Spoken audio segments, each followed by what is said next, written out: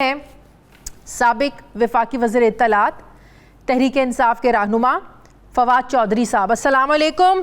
बहुत बहुत शुक्रिया फवाद चौधरी साहब आपका। फवाद चौधरी साहब, आजकल आपकी ट्वीट्स बड़ी ख़बरें बना रही हैं। आपने कहा कि इमरान खान की कॉल का इंतज़ार करें, इम्पोर्टेड हुकूमत के ख़ात्मे की कॉल आने वाली है। अगर मैं आपसे ये पूछ पाऊँ किस तरफ आप इशारा कर रहे हैं, किसकी कॉल आने वाली है कि जो इम्पोर्टेड हुकूमत है ये ख़त्म हो जाएगी? अच्छा, इससे पहले जो भी आपने पूरा एक जो है अपना एनालिसिस दिया है उस पर बात करना जरूरी है जी। पहली बात तो यह है कि इस वक्त जो तहरीक चल रही है वो गलियां नालियां बनाने के ऊपर नहीं है, पाकिस्तान की आज़ादी के लिए है। और इसीलिए कल आपने देखा कराची में लाखों लोग जो हैं वो पाकिस्तान की आज़ादी का जश्न मनाने के लिए और उसका हाथ बटाने के लिए इमरान खान के साथ मिलते। अब यहाँ पर जो कराची के बात अगर करें या सिंध की बात आप करें, पाकिस्तान का जो 60% बजट है वो सूबाई हुकूमतों के पास जाता है और इसीलिए सिंध गवर्नमेंट जो है उसको 2100 अरब रुपया पिछले 3 सालों में दिया गया है यही तरक्याती काम कराने के लिए। उसके साथ क्योंकि सिंध हुकूमत अपने काम नहीं कर पा रही थी, स्पेशली कराची को वो हिस्सा नहीं दे रहे थे, तो कराची के लिए 11 अरब रुपए का एक अलग मंसूबे दिए गए। उसमें हमने जो ग्रीन लाइन बस है प्रोजेक्ट है ये पूरा मुकम्मल शुरू कर लिया।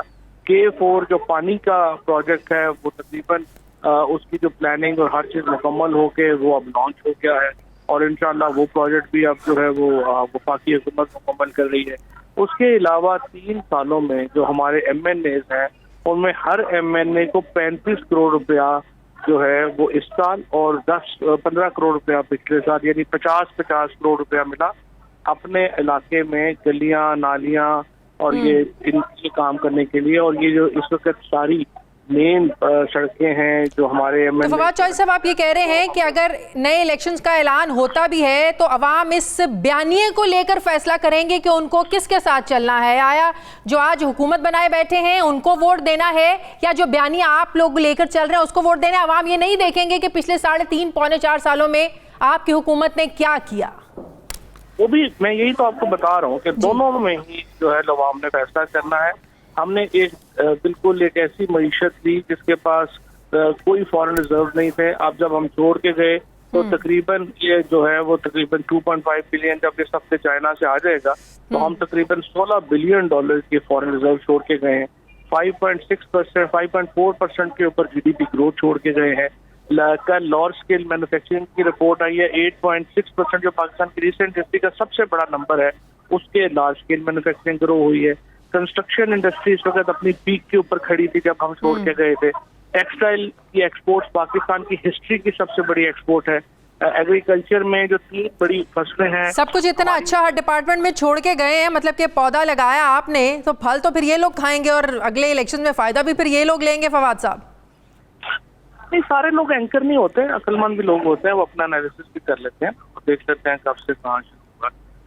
तो मेरा ये ख्याल है कि लोग जो है वो अपना एनालिसिस करेंगे और उसके मुताबिक फैसला करेंगे। नहीं, आप मेरी शायद बात को समझे ही नहीं, इसमें एंकर वाली बात कहाँ से आ गई? मैंने कहा कि अगर सब कुछ इतना अच्छा है हर डिपार्टमेंट में तो काम आप लोग शुरू करके गए हैं तो क्रेडिट क्या फिर ये हुकूमत लेगी? मैंने ये बात की है। नहीं, क्रेडिट भी लोग देख लेंगे किसको देना है।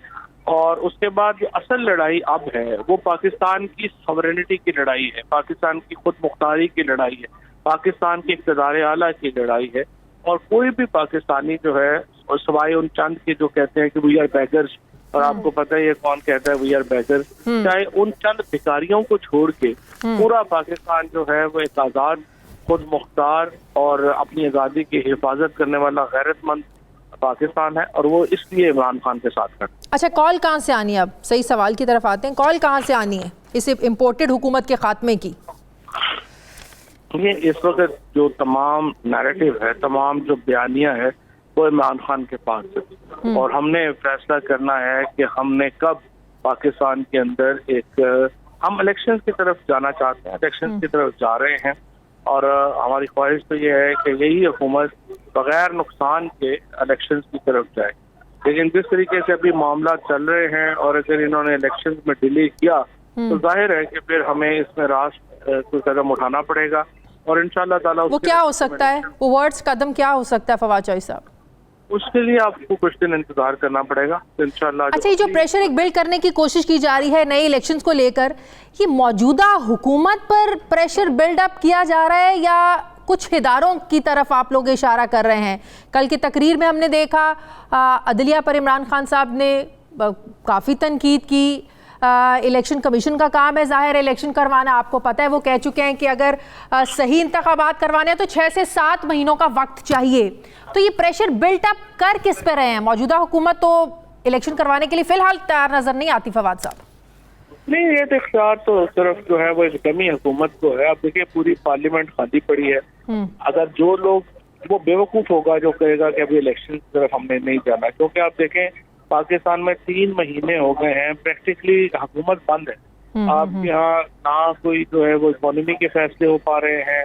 अभी आप देखें कि इनसे कब से ही आए हैं, इन्होंने 4 दिनों में कितने यूटर्न लिए। इन्होंने पहले दिन कहा कि हम तनख्वाहें बढ़ाएंगे, अगले दिन इस्माइल ने प्रेस कॉन्फ्रेंस कर दी, कहा जी हम नहीं बढ़ा सकते। उसके बाद इन्होंने छुट्टी की, अब वो भी छुट्टी भी वापस जो है वो बहाल करने का सोच रहे हैं। उसके बाद जो शहबाज शरीफ साहब से 7 दिन तो हो गए, काबीना नहीं बन पा रहे। अब आप देखें कि मुस्तफा इम्पैक्ट केस है, वो कहता है वफाकी हुकूमत का मतलब है वफाकी काबीना। अब काबीना ही नहीं है, हुकूमत के बगैर मुल्क चल रहा है। 7वां दिन तो ये हो गया। तो इतनी प्रेशर में तो ये खुद है, इनसे क्या मुल्क चलना है। ये तो इस वक्त तेल की कीमतें बढ़ाना चाहते थे, वो नहीं बढ़ा पाए।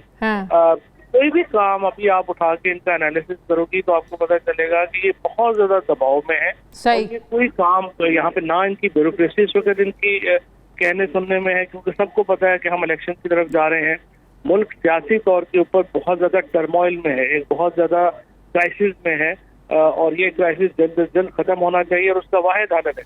सही। फवाद चौधरी साहब, कल साबिक वज़ीर आज़म ने कहा कि 20 अरकान का ज़मीर जागा, हमारे इत्तेहादी भी हमारा साथ छोड़ गए, लेकिन आपने देखा जो अदम एतमाद की वोटिंग हुई उसमें किसी मुनहरिफ अरकान ने, रुकन ने वोट नहीं डाला।